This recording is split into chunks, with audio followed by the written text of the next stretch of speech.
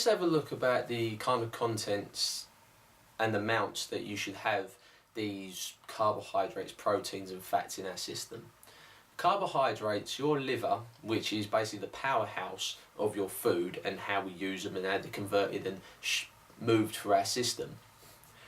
Carbohydrates are generally said if your liver can handle and your body can handle up to 85 grams every 2.5 to 3 hours. That's the upper end value. Protein, your body and your liver can actually maintain and handle up to 45 grams of protein. And for fats, it's up to 15 grams of fat per 2.5 to 3 hours.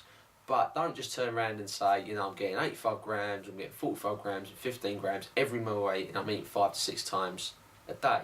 If you're not using that energy functionally and properly, you could have an adverse reaction like weight gain, and if you're not exercising properly, it can happen. But technically speaking, if our body's actually got 85 grams every 2.5 hours to 3 hours of carbohydrates, 45 grams every 2.5 to 3 hours of protein, and 15 grams every 2.5 to 3 hours of fat, we technically wouldn't put any weight on. But that's a technical. You don't know really how your body will react to these different kinds of food, especially if you're not used to eating lots anyway. So if you go from really eating small to eating loads of food, then you're going to overwork your system. So think of it as a steam train trying to get up a hill. You start the flame. That's your metabolism at the moment. You start the flame. Then if you just get loads of coal, like 10 tonne of coal, and put it on that small flame, you're going to put it out. That steam train, which is your metabolism, isn't going up that hill.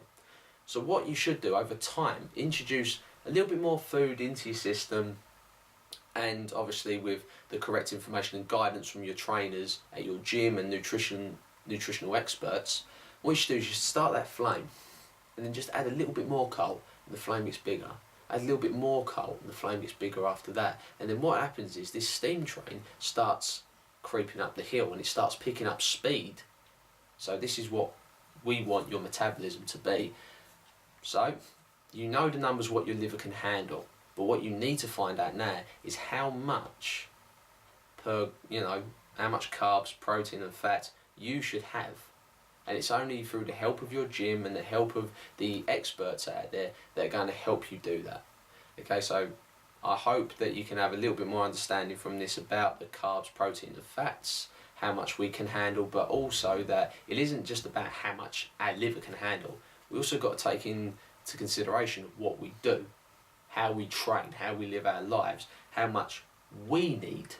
We know how much that can handle as an organ, but how much do we need to get our gains and hit our targets? Okay, thank you very much.